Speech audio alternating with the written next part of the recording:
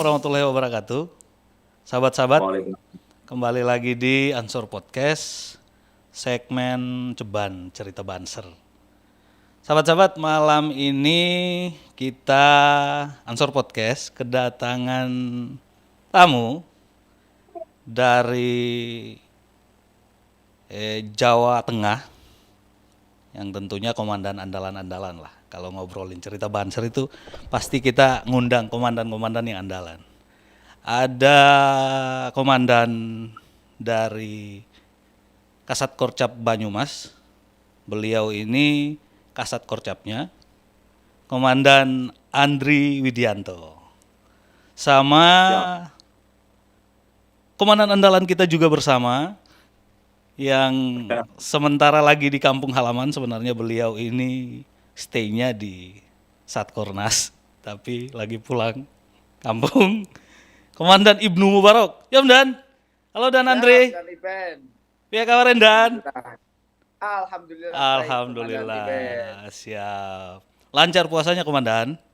Alhamdulillah lancar. Di sini nggak ada godaan. Alhamdulillah ya Allah. Ternyata pulang kampung itu berkahnya itu. Nggak ada godaan. Kalau di Jakarta ya lumayan lah. Lumayan banyak godaan lah. Termasuk godaan dari komandan ini. Oke. Malam ini kita akan ngobrol-ngobrol sama Dan Andri sama Dan Ibnu terkait beberapa hal dan giat-giat kebanseran tentunya di Kasat Korcap, di Satkorcap Banyumas, Banser Banyumas. Jadi pertamanya itu biasanya kita meminta kepada narsum, dua narsum ini sedikit menceritakan kilas balik biografinya. Jadi sejak kapan dua orang ini mulai mengenal Ansor Banser, sejak kapan mulai menjadi kader, dan sampai saat ini aktivitas dan kegiatan-kegiatan di Ansor Banser itu apa aja. Mungkin dari Dan Andri duluan lah, perkenalan kepada sahabat-sahabat semua nih. Oh, siap. Assalamualaikum warahmatullahi wabarakatuh. Waalaikumsalam warahmatullahi wabarakatuh. Semua dan sahabat-sahabat seluruh Nusantara. Malam hari ini luar biasa berkah Ramadan. Kami diundang untuk podcast di Drama Ansor Pusat. Yes. Saya akan sedikit menceritakan perjalanan organisasi Ansor Banser di Kabupaten Banyumas.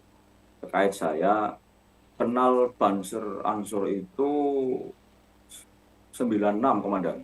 96. Ya, 96 saya di Klatsar di Kecamatan Purwokerto Timur waktu itu. Wow. 96 itu saya baru umur 6 tahun, Dan. Oh, siap. Dulu itu belum ada sertifikat, Komandan. Oke. Ya, piagam aja nggak kuat. Ya biasa kader kan kepengen diakui begitu, Ya. jadi lumrah. Ya. Tahun 99 saya dikasar kembali di Purwokerto Selatan di Banyumas gitu ya, di Kelurahan Teluk. Oh, berarti dua kali di Klatsar nih. Oleh di Klatsar. Dua kali di Klatsar. Oke. Dulu itu saya kader Ibnu, Komandan. Oh, kader Cuma Ibnu. kok Ibnu itu saya itu rasanya nggak nyaman itu duduk bareng-bareng dengan teman-teman IPPNU.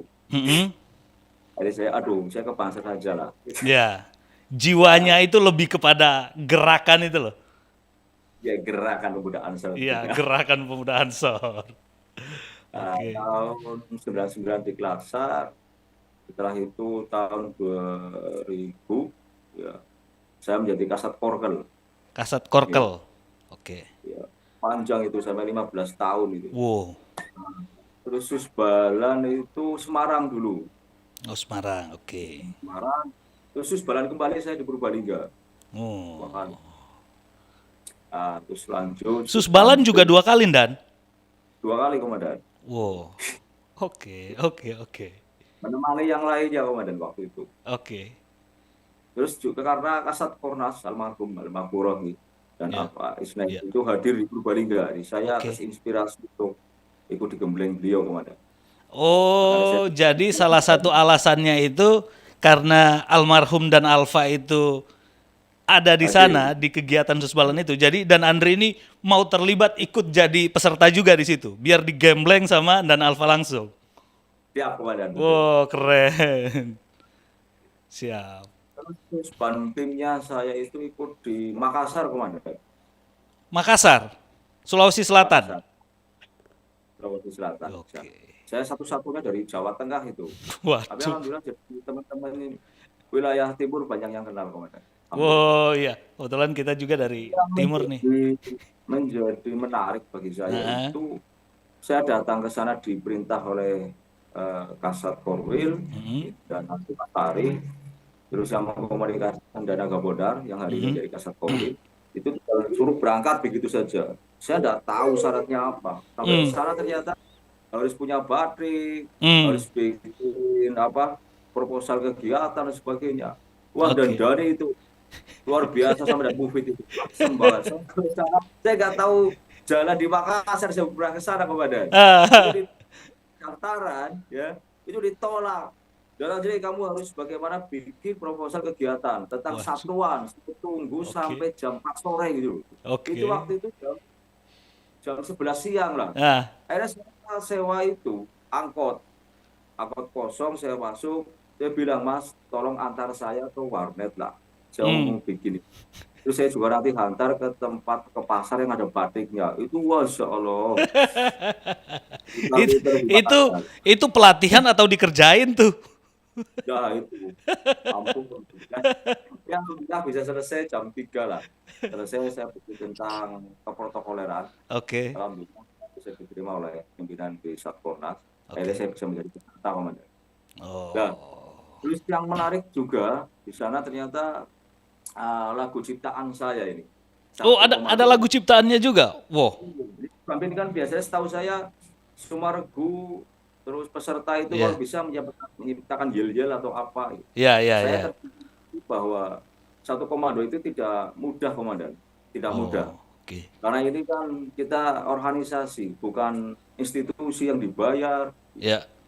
Arti ini adalah pesantren kedisiplinan. Menjadi pesantren kedisiplinan yang Masya Allah harus diusahakan terus sampai dengan hari ini satu komando.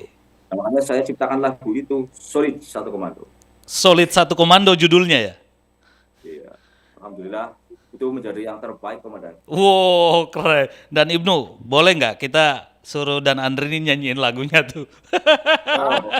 Wajib itu. Iya, biar sahabat-sahabat Banser di seluruh Indonesia ini dengar juga itu loh lagunya itu sekeren apa sih? Oh siap komandan. Oke siap. Dan coba ya. Siap. Bergerak bersama satu komando, pasukan baret hitam Banser. Sabu bersih tugas mulia, kawal ulama dan NKRI, gelorakan Pancasila dalam semangat juangmu, alirkan ke dalam darahmu NKRI harga mati, NKRI harga mati. Wow, keren. Mantap tuh. Itu kalau komposer-komposer lagu lihat itu bisa dijadiin lagu beneran tuh. Iya kan tuh? Adi MS Pak, Adi MS. Iya makanya itu kalau seumpamanya Mas Adi MS tahu bahwa ada kader Banser yang potensinya luar biasa kayak gini, langsung diajak tuh. Ayo collab saja deh.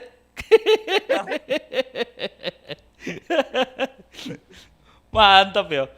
Ternyata memang Banser itu nggak hanya konteks menjadi pasukan, tapi bisa mengekspresikan diri, bisa berinovasi dalam banyak hal lah. Seperti yang tadi, Dan Andri mampu membuat lagu dengan setiap lirik yang pilihan diksinya itu keren banget loh, gerakan banget, ansor banget lah. Bergerak satu komando. Wow, keren. Ini Banser kan baretnya cuma hitam, komandan. Oke, iya betul, baret hitam kita. Oke, kita udah dengar tentang sedikit cerita latar belakang Dan Andri, mulai dari tahap pertama beliau ikut kaderisasi, ternyata ikut DTD itu 2 kali ya, Diklatsar itu 2 kali. Terus Susbalan itu juga 2 kali, dan di kegiatan yang beliau ikut 2 kali Susbalan itu punya alasan yang cukup istimewa, karena beliau mau langsung digembleng oleh almarhum Dan Alfa pada saat itu. Oh, semoga Dan Alfa diberikan surga selapang-lapangnya. Amin. Amin ya rabbal alamin. Siap, Komandan Ibnu. Monggo Siap, Dan. Ben. Ngobrol-ngobrol lah. Kira-kira mulai Komandan Ibnu ini kan sekarang sudah bermukim atau berkantor lah di Satkornas nih. Monggo dong Dan, ceritain kira-kira proses awal Banser, Ansor Banser lah. Mulai terlibat dengan Ansor Banser itu mulai dari kapan sih Dan? Monggo Dan. Ya, terima kasih. Assalamualaikum warahmatullahi wabarakatuh. Waalaikumsalam warahmatullahi wabarakatuh. Sahabat-sahabat dimanapun berada. Alhamdulillah malam hari ini mendadak saya Oke. minta untuk ngisi segmen cerita Banser Oke. bersama komandan andalan kita dan Iben juga. Oke, Dan. Teman saya dalam satu kamar tapi beda kasur. Oh, betul. Harus dipertegas, Pak. Iya. Jangan sampai tafsirannya salah itu. Siap.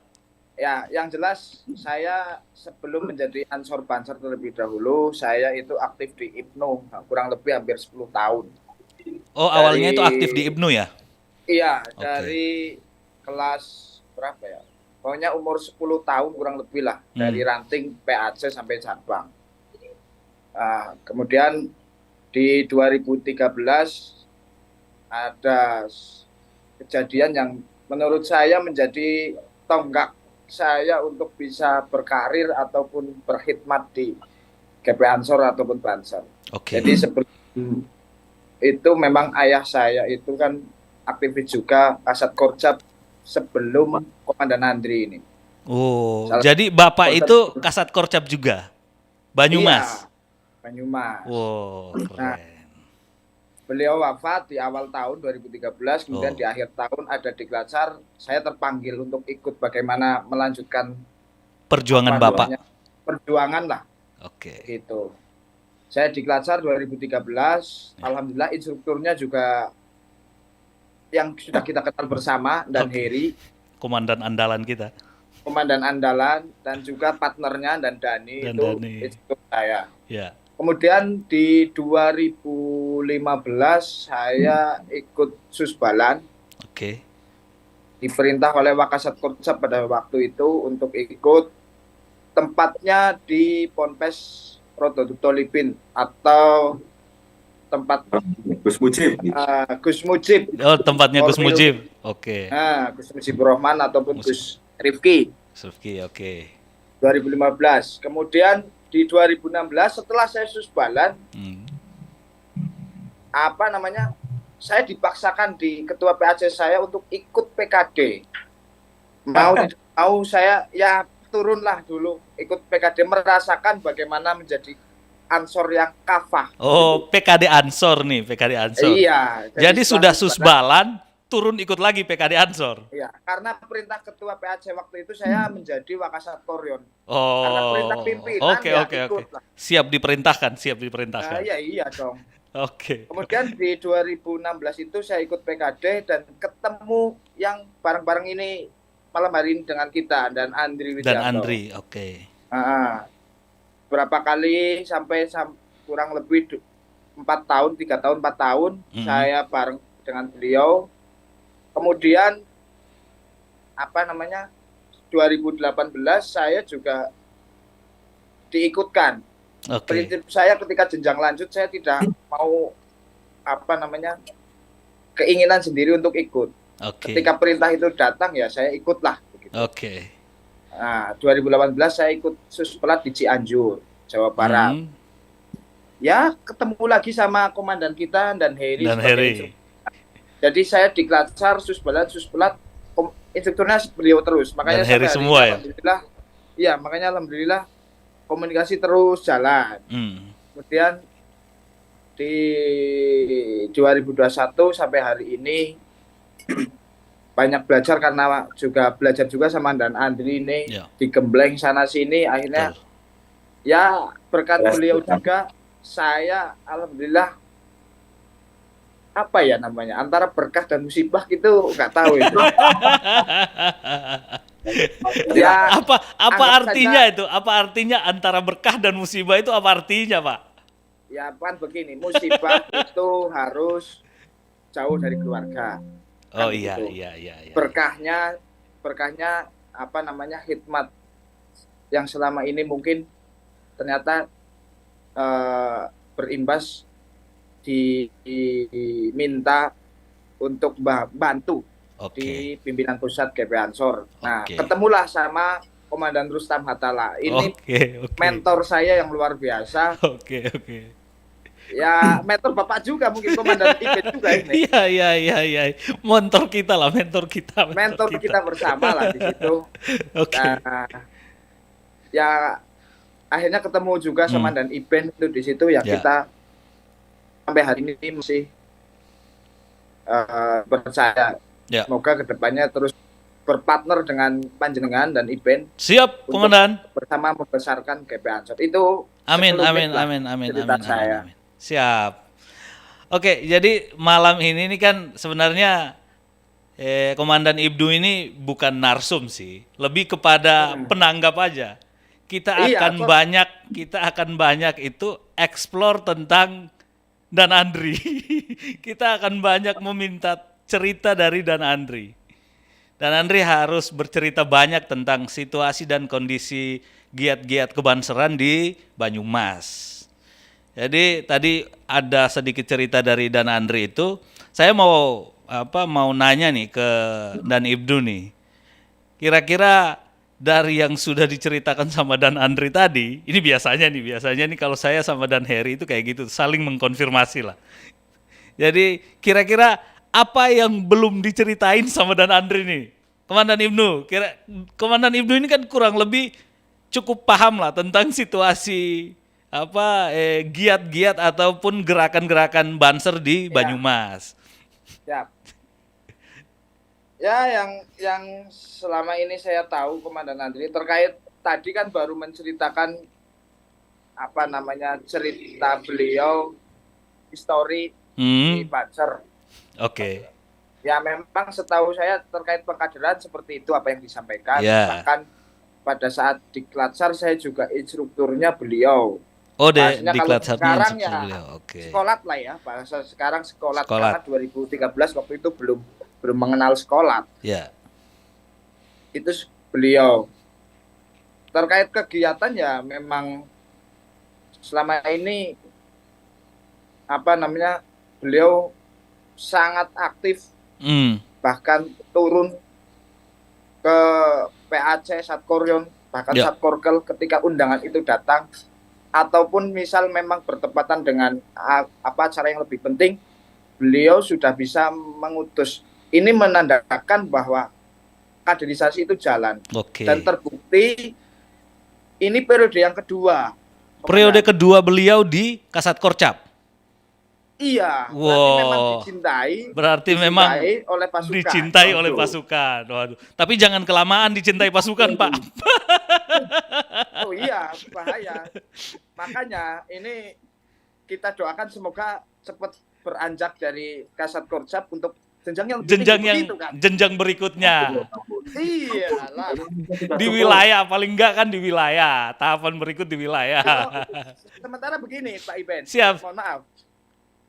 Yang saya tahu ini Komandan Andri ini kan sekarang juga menjadi Provos Satkorwil, Jawa Tengah. Provos Satkorwil, Jawa Tengah. Iya. Oke. Makanya aturan di Banyumas termasuk saya pernah waktu itu pulang juga ditegur. Wow. Karena gitu. Kurang disiplinnya saya. Oke. Iya, tapi itu sebuah teguran yang baik, bukan teguran positif lah, teguran positif. Iya. Oke. Ya, dan saya juga maklum, beliau kan provos penindak kedisiplinan. Betul. Kan memang harus seperti itu. Bansernya banser ya, itu. Semoga provos itu kan bansernya banser. Setelah provos ini naik lagi. Oke. Semoga kita doakan semoga Amin. Karir Amin. kebanserannya Dan Andri ini naik terus supaya bisa Amin. menginspirasi teman-teman di Jawa Tengah seperti Komandan Ibnu pastinya. Amin. Dan Andri, Saya sudah kok. biasanya kan di Ya. bulan Ramadan itu kan banyak kegiatan-kegiatan yang dilakukan atau dilaksanakan oleh teman-teman Ansor Banser nih. Kira-kira kalau di Banyumas sendiri, giat-giat apa saja nih yang sedang dilaksanakan atau akan dilaksanakan oleh teman-teman Kasat Korcap teman-teman Satkorcap di Banyumas? Oke. Ini momentum Ramadan ini kan kesempatan yang sangat baik untuk konsolidasi maupun koordinasi di Ya. Banser. Memang saya mintakan kepada satuan-satuan juga untuk mengadakan buka bersama sederhana lah, yang mengumpul terus Menjaga komunikasi, silaturahmi, mempererat silaturahmi. juga menjalankan program-program di Satkorja. Oke. Jadi kan menjadi efektif. Alhamdulillah kemarin juga sudah rakor dengan Kasat Koryon dan Kasatma kemarin. Oke. 2 minggu lalu. Alhamdulillah hadir semua dari 27 yon, masing-masing 2 itu full hadir semua alhamdulillah. Itu Oke. pemaparan dari raker Satkorjab kemarin. Ya. Pemaparan program dan sebagainya alhamdulillah ini berjalan dengan baik kemarin. Ya. Besok itu hari Ahad kita ada latihan gabungan Balantas. Oke. Pertama. Itu Oke. dengan peserta 165, teman-teman. 165 peserta. Dari masing-masing yon ada yang 5, ada yang 7. Oke. Jadi kerjasama dengan Polresta, Satlantas Polresta Banyumas. Banyumas. Oke. Alhamdulillah besok sore jam 4 sampai selesai maghrib, Pak. Nah itu awal mempersiapkan kader-kader Balantas untuk bisa juga nanti memberikan ilmunya kepada sahabat-sahabat di yon masing-masing, karena pembikinan posko karena instruksi dari Satkornas sudah turun. Ya. Kami kemarin juga sudah rapat karena Banyumas ini kan dilalui oleh salah satu jalur mudik juga ya. Iya betul. Sibuk sekali jalur. Itu kemarin ada 56 titik posko kemarin, Komandan. Oh, 56 titik posko di Banyumas, Komandan. Di Banyumas. Dan itu dilombakan, Komandan, biar semangat hierarki sahabat-sahabat itu tumbuh begitu. Ya. Alhamdulillah. Ini latihan besok ini akan menjadi modal awal dan juga minta arahan-arahan dari yang berwajib, tentunya kepolisian, kewajiban kita, apa yang perlu dilakukan pada saat penanganan kemacetan dan sebagainya kan perlu tahu, biar nanti ada simpang siur atau salah paham di lapangan, biar semua kita dengan pihak kepolisian semakin bagus begitu. Dan nanti puncaknya itu kegiatan ini di tanggal 16 minggu depan. Oh, tanggal 16 ada kegiatan apa tuh, Dan? Itu ada apel Balantas ini. Saya kira apel Balantas, keren. Sekitar 500 kader akan berseragam PDL dengan rompi Balantas. Itu akan langsung inspektur apelnya Ketua PC Ansor, Gus Muhammad Lukman. Oh, Gus Muhammad Lukman, oke. Itu di halaman Gor Satria Purwokerto, di pusat kota, Komandan. Oke. Berarti dalam rangka untuk koordinasi persiapan mudik lebaran ya? Betul sekali yang untuk itu koordinasi. Oke. Dan lebih mantap, lebih siap, lebih sigap, dan lebih santun dan lebih kenyamanan kepada para pemudik, Komandan. Betul. Karena setiap tahunnya itu kita selalu selalu membuat posko-posko mudik untuk mengantisipasi hal-hal yang tidak diinginkan oleh salah satunya kenyamanan pemudik itu, Dan. Betul. Oke. Fasilitasnya itu sampai dengan kita di posko itu menyiapkan BBM juga, Komandan. Oh, BBM juga. Terus tempat untuk ibu menyusui juga ada. Berarti semua kondisi pemudik itu sudah dipertimbangkan semua ya, kita pikirkan semua ya. Baca semua ini, Komandan. Oh, siap. Dengan kemampuannya untuk memijat gratis dan sebagainya. Mantap tuh. Nyaman lah. Tentu saja Penduan Banyumas ada di posko-posko, Komandan. Mau mampir nanti melintas. Wow, siap. Kalau Komandan Ipen ya melintasnya lebih jauh itu.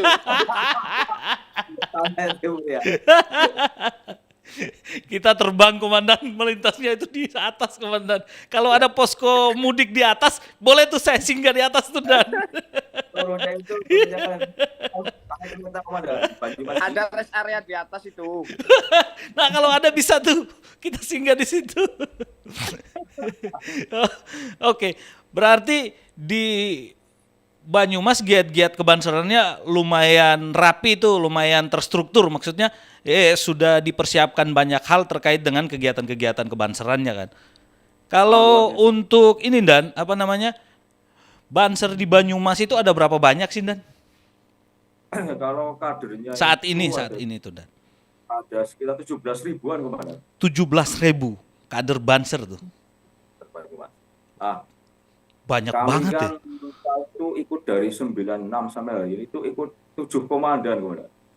7 komandan. Kita bergantian sampai dengan ke saya ini, ya kami tidak punya cita-cita dan keinginan menjadi komandan Ya. Satpol Banyumas, tidak ada itu. Ya.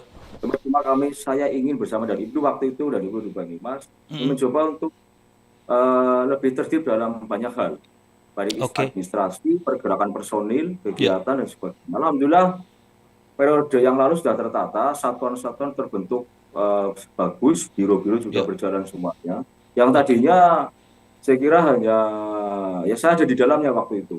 Yang penting ada banser banyak, berkegiatan bersama. Tapi secara manajerial pergerakan personil pasukan ini memang belum begitu tertata dengan baik. Nah, ini menjadi tantangan saya dengan sahabat-sahabat di Satporjab. Alhamdulillah tahun lalu bisa kami selesaikan. Secara administrasi juga tertata dan Ibu itu dulu Romipres kita di periode pertama kepala.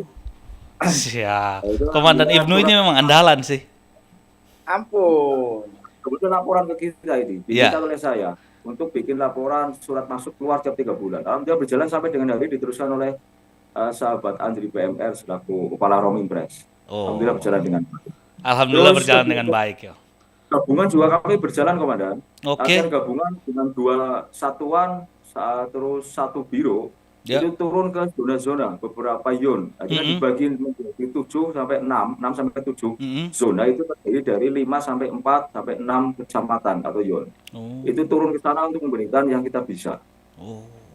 Sampai sekaligus untuk silaturahim mendekatkan dan akhirnya yaitu tadi saya ciptakan lagu itu untuk bagaimana menjadi satu komando, sahabat. Apalagi ini sudah mendekati 2024 di Banser menjadi sair-sair yang memanggil itu loh.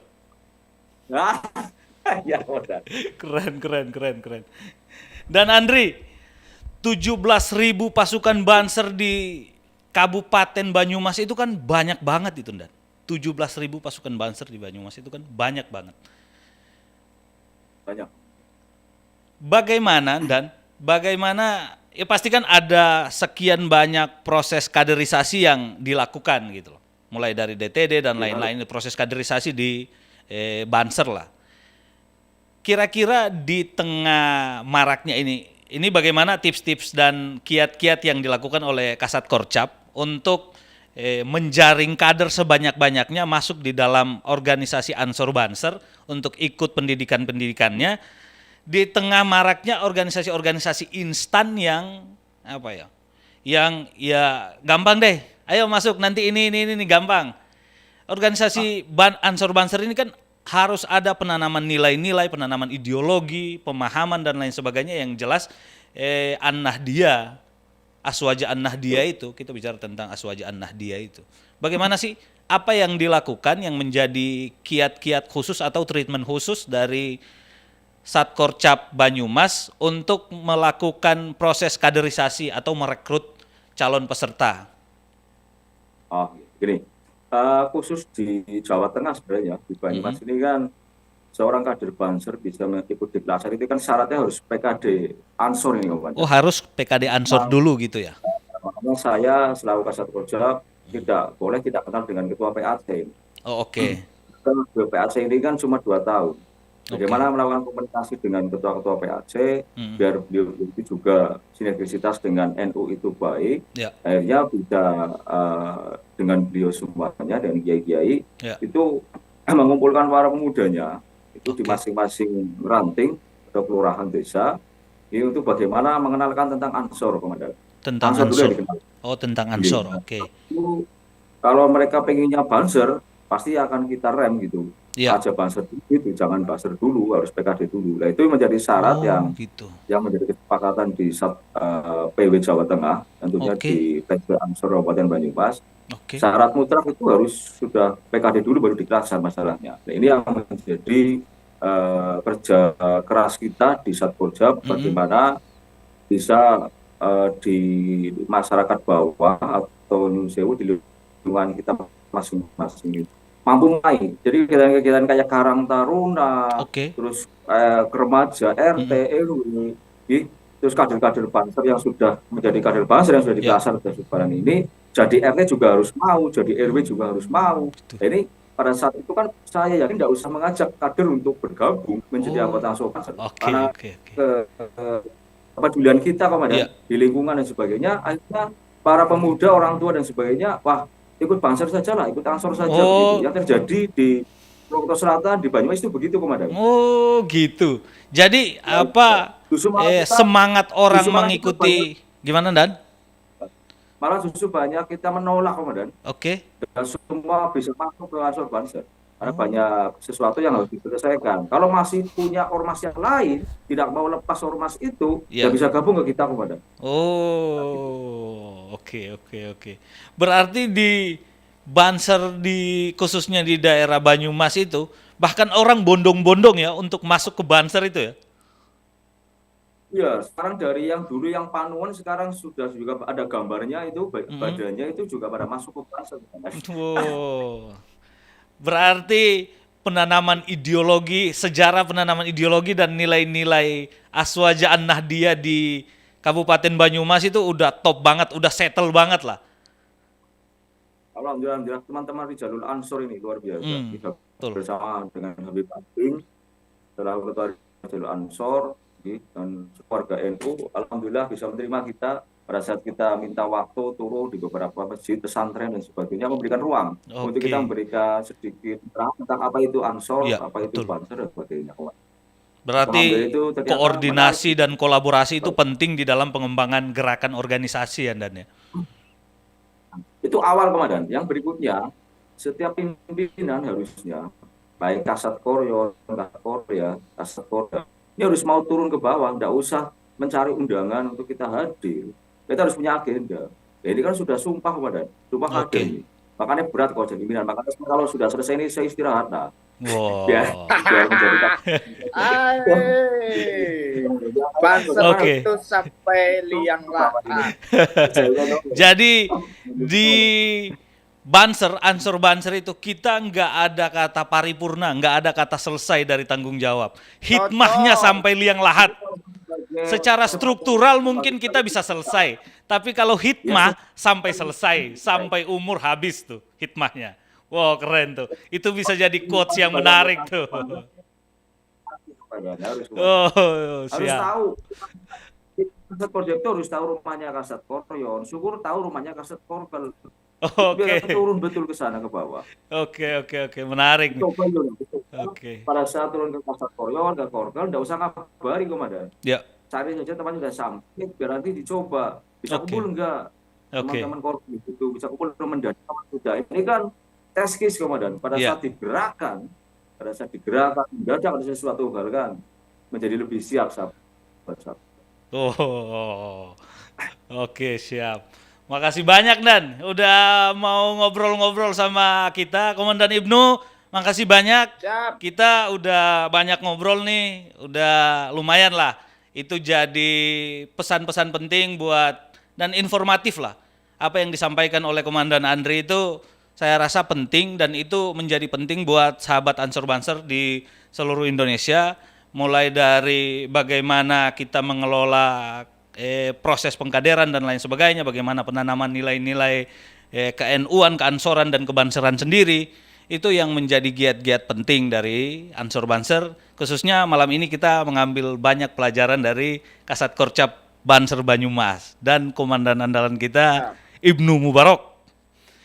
Mungkin ini Dan, biasanya kalau terakhir itu kita closing statement dari Dan Adri, ada pesan-pesan apa yang bisa disampaikan kepada kader seluruh Indonesia, Ansor Banser? Ya, saya berpesan kepada seluruh sahabat-sahabat Banser di Nusantara, Oke. sehebat apapun posisi sahabat-sahabat sebagai Banser, Oke. jangan lupa di atas kita ada Ansor. Oh. Kebanyakan ketua Ansor itu lebih muda umurnya daripada komandan Banser. Ya. Kebanyakan begitu, seperti di Banyumas seperti sana. Tapi ketaatan pada pimpinan itu menjadi harga mati, bukan hanya NKRI sahabat.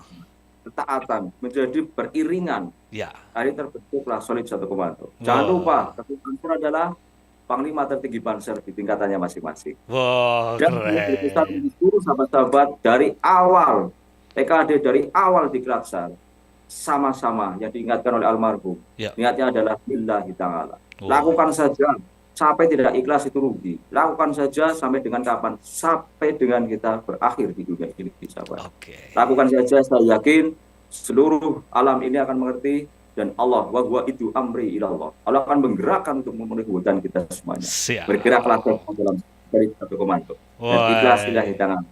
Bertahan akan muncul oleh Allah. Oke. Terima kasih. Terima kasih Dan. Makasih dan Ibnu dan Andre sudah bergabung sama-sama di Ansor Podcast. Sahabat-sahabat Ansor Banser di seluruh Indonesia, terima kasih. Terus pantengin Ansor Podcast, kita akan hadir dengan cerita-cerita yang menarik tentang Banser di setiap wilayahnya masing-masing.